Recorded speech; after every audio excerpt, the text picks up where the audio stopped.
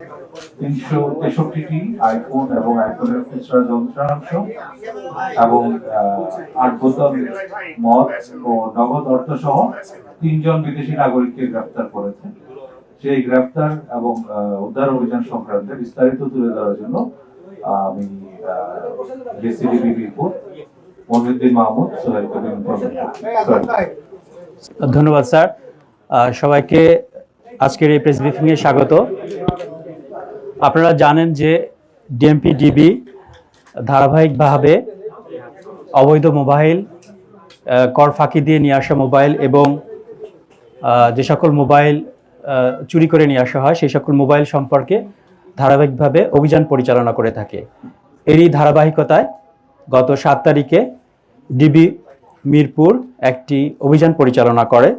সেই অভিযান পরিচালনা করে ডিবি মিরপুর বিভাগের সংঘবদ্ধ অপরাধ, গাড়ি চুরি প্রতিরোধ ও উদ্ধার টিম। আমরা একটা গোপন সংবাদের ভিত্তিতে জানতে পারি যে উত্তরা 17 নম্বর সেক্টরের একটি বাসায় এবং খিলক্ষেত থানাধীন নিকুঞ্জ 1 এলাকার একটি বাসায় কিছু বিদেশি নাগরিক অবৈধভাবে নিয়ে আসা মোবাইল সংরক্ষণ করে স্থানীয় বাজারে বিক্রি করা ব্যবস্থা নিচ্ছে। তারই প্রেক্ষিতে আমরা উভয় জায়গাতেই অভিযান পরিচালনা করি এবং উত্তরা 17 নম্বর সেক্টরে অভিযান পরিচালনা করে একজন চাইনিজ নাগরিককে গ্রেপ্তার করি এবং সেখান থেকে আমরা 58টি আইফোন উদ্ধার করি। পরবর্তীতে আমরা খিলক্ষেত থানাধীন নিকুঞ্জ 1 এলাকার একটি বাসায় অভিযান পরিচালনা করি। সেখান থেকে আমরা 2 জন চাইনিজ নাগরিককে গ্রেপ্তার করি। পাশাপাশি সেখান থেকে আমরা 305টি আইফোন উদ্ধার করি এবং বিভিন্ন যন্ত্রাংশ এবং আইফোনের বিভিন্ন পার্টস সংযোজন করার জন্য যে ধরনের মেশিনারিজ ব্যবহার করা হয়ে থাকে সেগুলো আমরা উদ্ধার করে থাকি। পাশাপাশি সেখান থেকে আমরা কয়েক বোতল মদ উদ্ধার করি এবং নগদ অর্থ উদ্ধার করেছি। আমরা তাদেরকে প্রাথমিকভাবে জিজ্ঞাসাবাদ করি এবং এই জিজ্ঞাসাবাদের মাধ্যমে জানতে পারি যে স্থানীয় কিছু এখানকার যারা মোবাইল ব্যবসায়ী তারাও এই ঘটনার সাথে যুক্ত রয়েছে বা এই ব্যবসার সাথে যুক্ত রয়েছে। তাদের কয়েকজনের নাম আমরা পেয়েছি। আমরা তদন্তের স্বার্থে এখনই আমরা এই নামগুলো প্রকাশ করছি না, পরবর্তীতে তদন্ত শেষে আমরা এই নামগুলো আপনারা জানতে পারবেন।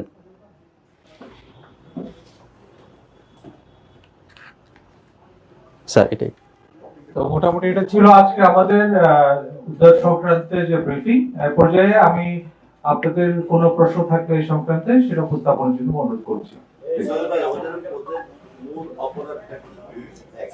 আর ওরা যে অ্যাসেম্বল করতো এটা কি প্রক্রিয়ায় কাস্টমস পার হতো, আর আপনারা কোন কোন জায়গায় অভিযান চালিয়ে তাদেরকে গ্রেফতার করতে পেরেছেন, আর এই চক্রে কারা কারা আছে? আচ্ছা, ধন্যবাদ। আসলে মূল অপরাধটা হচ্ছে তারা যে পথে নিয়ে এসেছে, এখানে কোনো বৈধ ঘোষণা নেই, আমদানি করার কোনো ঘোষণা নেই। তারা বিদেশ থেকেই এই আইফোনের পার্টসগুলো আলাদা করে এবং তারা বিভিন্ন বিমানের মাধ্যমে তারা এখানে পাঠায় এবং এখানে একটা তারা ল্যাব তৈরি করেছে। সেই ল্যাবে তারা সংযোজন করে কোনো ধরনের কোনো অনুমতি ছাড়া সেগুলো তারা স্থানীয় বাজারে বিক্রি করার প্রচেষ্টা চালায়। সোহেল ভাই, এদের ডিস্ট্রিবিউশন প্রক্রিয়াটা কি? আর দ্বিতীয়ত হচ্ছে যে এরা কাদের কাছে, ব্যবসায়ীরা কারা, এদের আপনারা আইডেন্টিফাই করতে পেরেছেন কিনা? আচ্ছা, ধন্যবাদ। ব্যবসায়ীদের নাম এই মুহূর্তে আমরা বলতে পারছি না, আমরা এটা যেহেতু তদন্তের পর্যায়ে রয়েছে। আর যেটা বলছেন যে তারা সবসময় যে বায়ারদের কাছে যায়, অর্থাৎ এখানকার স্থানীয় যে যারা কেনে তারা নিজেরা কোথাও যায় না, তাদের কাছ থেকে এখানকার লোকজন গিয়ে তাদের কাছ থেকে সংগ্রহ করে।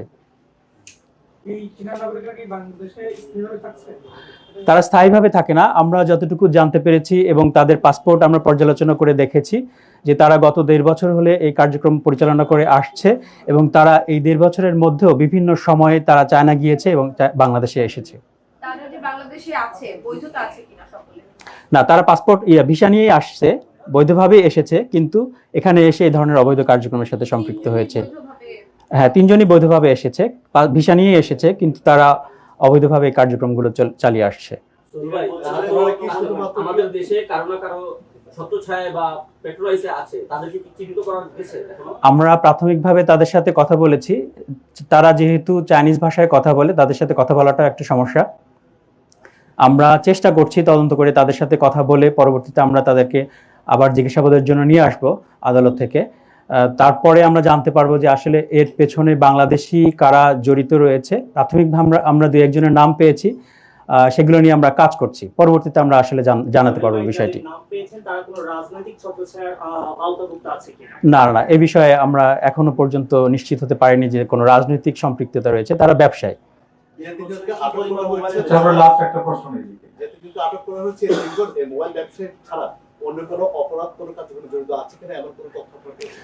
আমরা এখন পর্যন্ত এই মোবাইল সংশ্লিষ্ট বিষয়টাই পেয়েছি। অন্য কোনো অপরাধের সাথে জড়িত আছে কিনা সেটা আমরা বের করব, তদন্ত করে দেখব যে তারা আসলে আদৌ কোনো অপরাধের সাথে, অন্য কোনো অপরাধের সাথে সংশ্লিষ্টতা আছে কিনা।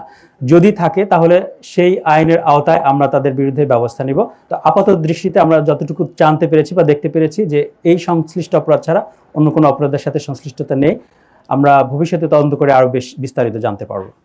ধন্যবাদ। আজকে আমাদের কি পরিমাণ মোবাইল তারা এই দেড় বছরে বিক্রি করেছে এবং আমাদের যে উদ্যোগ তারা কি মদের ব্যবসা করে নাকি এমনি করে? তারা যেখানে তাদের কার্যক্রম পরিচালনা করে আসছে তাতে বোঝা যাচ্ছে যে তারা বিপুল পরিমাণ মোবাইল ইতিমধ্যে তারা বিভিন্ন সময়ে বিক্রি করেছে। আসলে এখন পর্যন্ত কত সংখ্যক স্পেসিফিক এভাবে বলা যাবে না, যেহেতু আমরা কালকে অভিযান পরিচালনা করে 363টি মোবাইল উদ্ধার করেছি, পাশাপাশি আরও কিছু অ্যাক্সেসরিজ উদ্ধার করেছি। তাতে বোঝা যায় যে এটি এই পরিমাণটা একটু বোঝা যায়। আসলে এখন নিশ্চিত করে এভাবে বলা যাচ্ছে না যে গত 1.5 বছরে কত সংখ্যক করেছে, তো বোঝা যাচ্ছে যে এটা বিপুল সংখ্যকই হওয়ার কথা। এই তিনজনের ছিল না সাথে আরো? একটা প্রশ্ন আছে যে ওরা যে মোবাইলগুলো বিক্রি করছে সেগুলো সাধারণ মানুষ, আমরা যারা কিনবো তারা কিভাবে বুঝবো?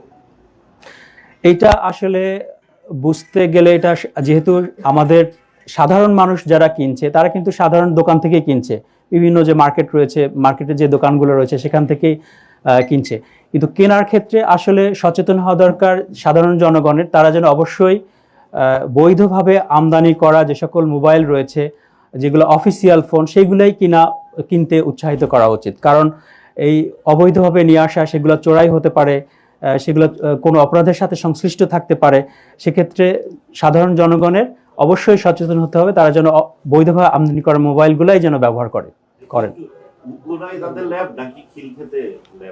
না, আমরা যেটা পেয়েছি সংযোজন করার যে জায়গাটা, মূলত 2 জায়গাতেই তারা ভালোভাবে মানে সংযুক্ত করার কিছুটা ব্যবস্থা আছে। তবে খিলক্ষেতে যেখানে আমরা অভিযান করেছি সেখানে একটু বড় ধরনের, বড়সড় পরিসরে এবং বেশি পরিমাণে আমরা উদ্ধার করেছি নিকুঞ্জ এলাকায়।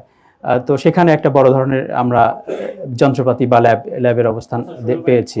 খিলক্ষেতের বিষয়টা যেহেতু আসলো, ক্ষুদ্র যন্ত্রাংশ উদ্ধার করা হয়েছে। এখানে ব্যবসায়ীদের কথা আপনি উল্লেখ করেছিলেন, ব্যবসায়ীদের সাথে কি অন্য কোনো চোরাচালানকারী বাংলাদেশি চক্র জড়িত আছে এমন কোনো তথ্য আপনাদের কাছে আছে?